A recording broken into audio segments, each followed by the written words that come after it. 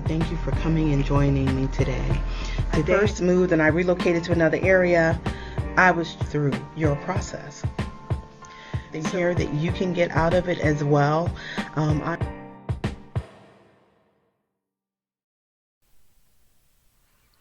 Hello everyone. Welcome back to Happy Life, Better Life. Thank you so much for joining me. I say that every time because I'm always appreciative of you spending time with me and coming to this page and watching this video. So if you are in your 40s and 50s, you have to have something that I don't feel like you can accomplish anything without it, and it's called Sisu. Sisu. Sisu is a Finnish word, comes from Finland. It's a Finnish word, and this word is a combination of just courage, determination, willpower. It is the ability to do something completely against the odds when everything says that you really shouldn't try to do that thing, when everything else seems to say that it's a crazy thing to undertake, because the odds are against you. When you're in your 40s and 50s, you have to have that gumption. You have to have that mindset, because it's like we're sort of in a place where we're not quite as young as we used to be, but we're also not as old as we're going to be. So you're in a place where you realize that it's important for you to pursue your goals and your dreams while you still have that fortitude and the mindset to do it. But also, you're not in the place of being youthful and young, so you don't have like just frivolous time to do things. When was the last time you used Sisu in your life? That kind of determination and willpower that made you press against the odds. And when was the last time that you really challenged yourself? Challenged yourself. When I think about starting over, when you're starting over in your 40s and 50s, you have to have Sisu. Especially as a woman, and especially for those of us who, thought we were going to get our forever after, and it didn't turn out that way. It takes Sisu in order to get up and start again, especially if your heart was broken, especially if you were totally unprepared for it. Growing up in the church and different things that I learned and I was taught there were things that, everything just seemed simple. You felt like it was going to work as long as you did what you were supposed to do. You felt like it was all supposed to just work out. But guess what? It didn't happen that way. It doesn't always happen that way. You could have been the best wife, you could have been the best mother, and you may still find yourself in this place. Some of us loved hard, some of us loved only, but we still found ourselves in this place. And why I say love, when I say loved only, I mean you loved that one person, that one man, and you put all your eggs in that one basket. And then when the basket got flipped over, you didn't know what you were going to do. And that's why you find yourself in a place right now where you need Sisu. You need that crazy faith. You need that fight that says, I'm going to keep on until I win. There are times and places in my life when I think about that. When I first began to relocate, and I was relocating to where my brother lived, I wanted everything to line up. I wanted to have the job lined up, but it didn't work out that way. And I had to use Sisu. I had to put that determination, I had to put that willpower in, and I had to say, I'm going to go for it. It's all or nothing. And so I packed up everything in my place, everything that I could take with me, and then I moved. And then I had to start all over. Start all over for nothing. I didn't have the connections. I didn't have the friends. I didn't have the people. I didn't know anyone. And I had to just start and dig it out. Thankfully, like I said, I did have my brother and his wife. But when it came to job connections, like the job connections that I had where I was coming from, where people knew me, where people knew my work, when people knew my integrity and stuff, I didn't have that anymore. And so I just had to start over. And I remember looking for the house. And actually, when the house came through, I didn't even have the job. I had a job working at Walmart, but it wasn't enough to pay for my bills and to pay for my rent and stuff at the house and all the different things. But when that door opened for the house, I said, guess what? I'm going through it. This is the one. I knew it was my house because it felt like my home without any of my stuff in it. From the moment I walked into it, I knew that was it. I knew that was it. So I had to enact Sisu. And that's what you're going to have to enact. If you want to accomplish goals, sometimes you're going to have to step out in faith. Sometimes you're going to have to just try. Even if other people say, I don't know why you would do that. It doesn't make sense to do that. Like it doesn't make sense to go to the dealer, the car dealership, and look for a car when you know you don't have money for a down payment. Guess what? I did that too. I did that too. But I had faith and I just believed. I believed that it was going to happen. And by the time I went in there and looked at stuff, they were trying to get me to drive that car off the lot. And I was just going to turn in the car that I had. And they were going to say, nope, that's enough. That's enough. That's all you need. We'll just do a trade in and we'll get you in this brand new vehicle. And I said, okay, well, I need to come back tomorrow because I had to go home and clean that vehicle out. I had to get all my stuff out of it.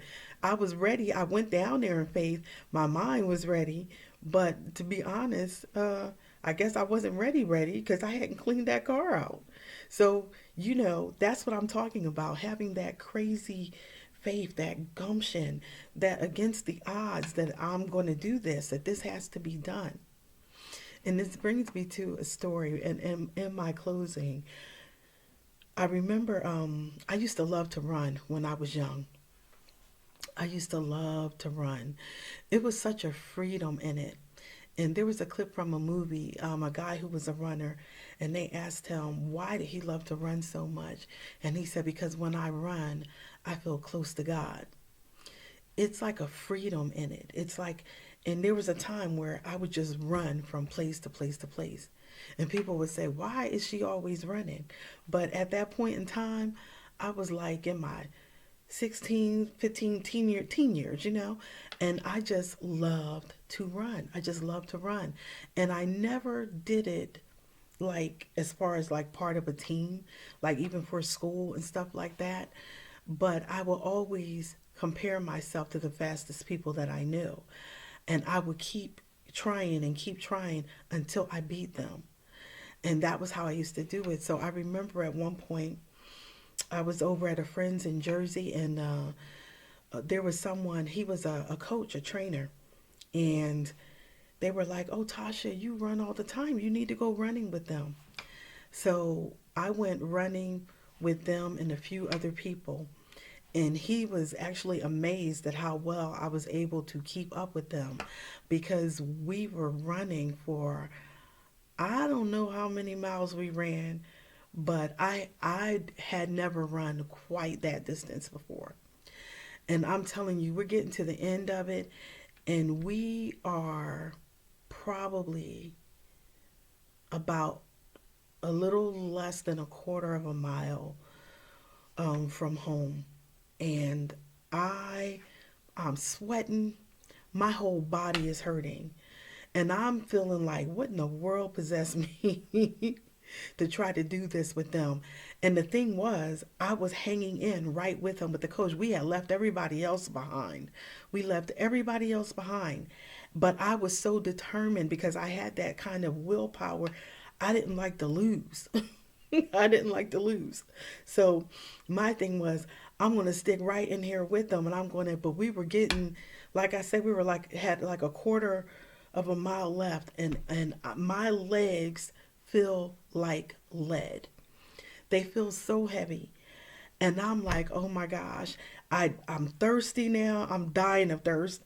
And I'm thinking, I can't do it anymore. I can't do it. Everything in me is at this moment saying, I'm getting ready to quit. And then he says, when we get to that stop sign, I want you to sprint. That's what he said. I want you to sprint. We're going to sprint that last quarter of a mile away. We're going to sprint and we're going to run and you're not going to stop until we get to the front of the building.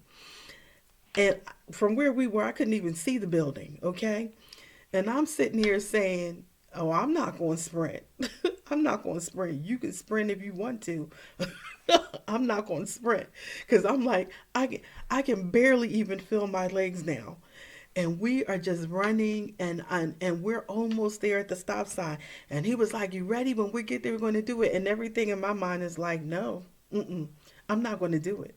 I'm not going to do it. When we get to that stop sign, I'm going to stop and I'm going to just watch you." I'm just going to watch you run. Well, I'm going and I'm going and I'm going. We get to that stop sign, and I am going to tell you the truth. I don't know what happened.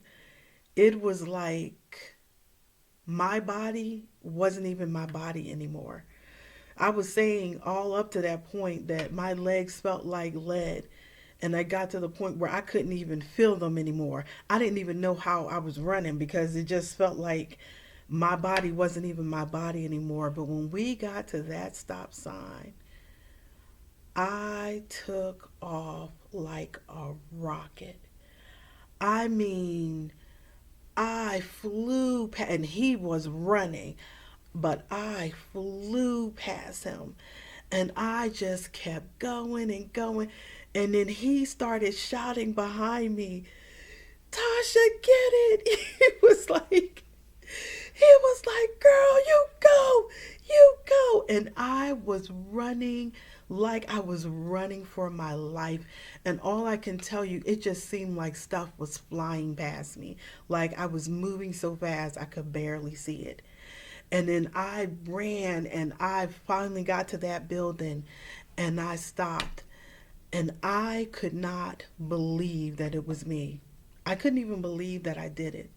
Because, like I said, I couldn't even, at that point, I didn't feel anything. I didn't feel the pain anymore. I didn't feel the sweat anymore. My legs, it didn't even feel like my feet were touching the ground. It felt like I was just floating. And that's what I'm talking about. We have to get to that point in life where we press past the pain, where we press past the numbness, where we press past the thoughts, the bystanders, anybody watching, till you are in the place where you're just floating. You're just floating. And all you feel is the breeze just flowing by you. Because at that point, I don't know, it was like nothing else mattered. And as much as I had run and run, I had never ran past the point of my pain. I had never run past the point of my pain. And that's Sisu to me. That's Sisu. When you get past the point of your pain, till you don't even feel it anymore, you don't even see it anymore, it doesn't even matter anymore. All that matters is that you're just floating by. So when you're in your 40s and 50s and you're starting over, you need Sisu, baby. You need that determination, that willpower that goes beyond the things that you see. It doesn't even have to make sense.